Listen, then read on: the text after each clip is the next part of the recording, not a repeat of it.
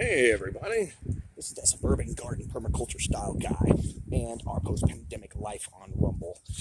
I want to talk about this cheap greenhouse that I got. I keep saying inexpensive, let's use the right word. It's cheap. This sucker was $119 when I got it, and what I wanted you all to see was the abuse it takes.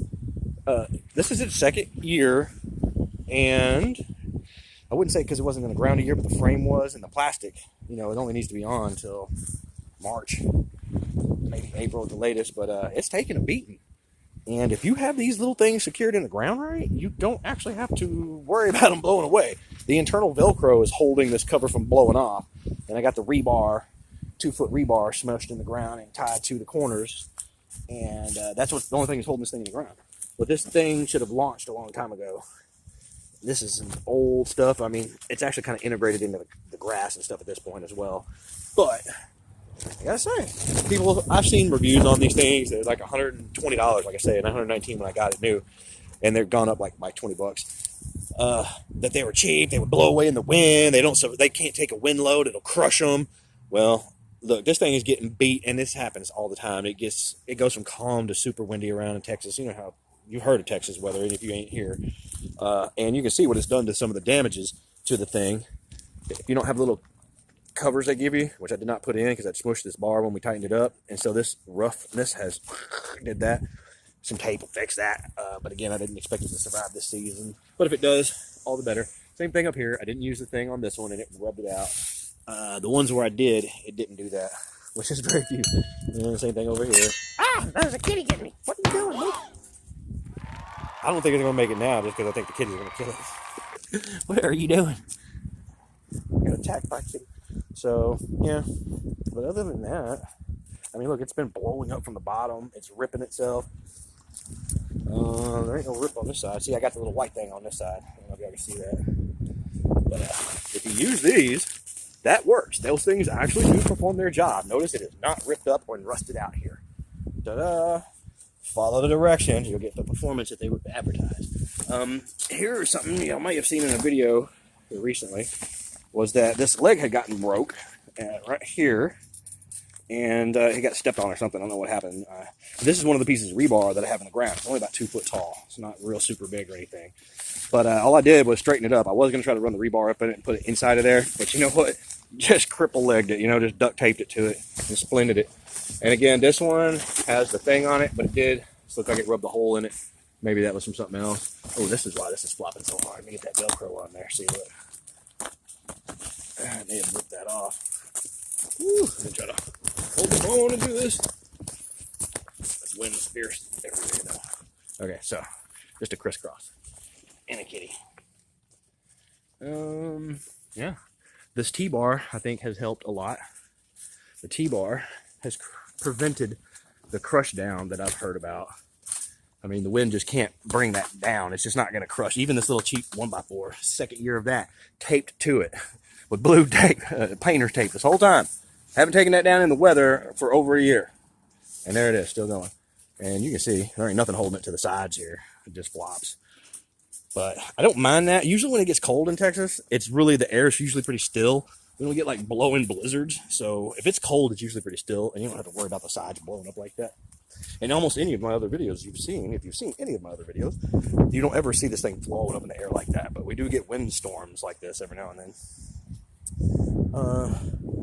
Yeah, that's it. So again, I paid $119 for that brand new like 2 years ago. I bought another one to replace it already back before everything got real bad. I have a brand new one. I think it's in here. Might be wrong. I think it might be in my garage. But I have a whole nother brand new one in the box. The box isn't even very big. It's only about, it's like a tent in a box or something. And I thought I had it out here, but no, I guess I don't. So we're still packing up our mess, getting our stuff out of here. Notice this has changed a lot in the last 2 days. We just got all this mess cleared out of here and at the dump this morning. And then I saw this flapping thing and thought, hey, I wonder if anybody thinks about this cheapo greenhouse I have. And what do I think about it? I think it's like anything else. You can get cheap anything. And if you actually can understand the product and use it properly, even in a way different than the manufacturer says, but just your common sense tells you will make this thing last longer, then things will last. This thing is so locked into the ground, that's the only thing you have to worry about. This bar is floppy, but that corner ain't moving. It's rock solid. that rebar and that rope, all 4 corners. And this thing can blow and suck all it wants. As long as you don't rip that stuff off right there, right here, it should be all right. But yeah, 119 bucks. And again, I replaced it for 135 the year later, just so I'd have a replacement. And that's really just for the cover. I was going to use the frame until the frame rots out, and that's the way I figured to do it. And then when I need another cover again, or I need a frame, I already have a brand new frame. I'll have a 1-year-old cover, let's say, if it's next year that this started, I couldn't make it work any longer. I'll still have that frame in reserve, and I can always order another one, right, and just leapfrog them. But we're moving, and we're going to get a homestead, a little bit bigger homestead than the suburban homestead by acres, so we're not going to need as many of these little ones anymore. So might keep it around for specialty stuff, gift it to someone. I don't know. We'll figure out something. I wouldn't be able to sell it. But if you needed to get your stuff through the winter, that's what I got this for, was to see.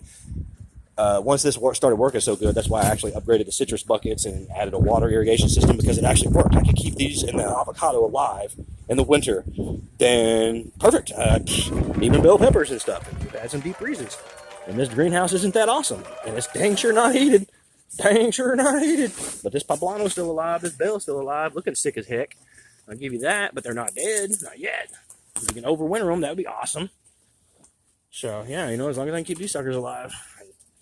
That's not bad for a cheap greenhouse, y'all. $119. And, of course, I added the plastic and the kitties. And, yeah.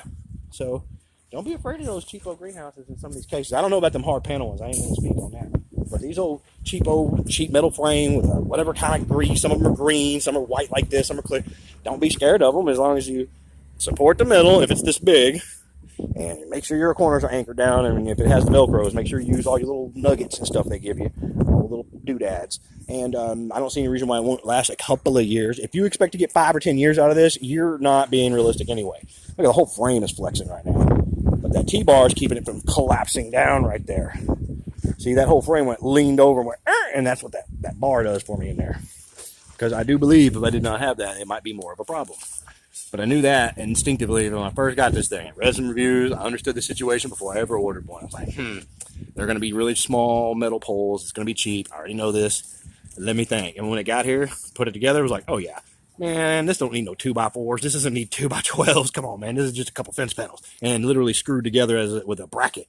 Nothing to it. It can't crush that pole down. It can't do that. So it's fine. Fine and dandy. Just some old southern ingenuity, if you will. Okay, boy. And all right, I guess I'm gonna leave you all alone. Start getting some more of this stuff cleaned up. Kids did so much with us, helped us out a lot. Getting all this stuff cleaned up, and the rest of this we're gonna burn and store. All right, we will talk to you guys later.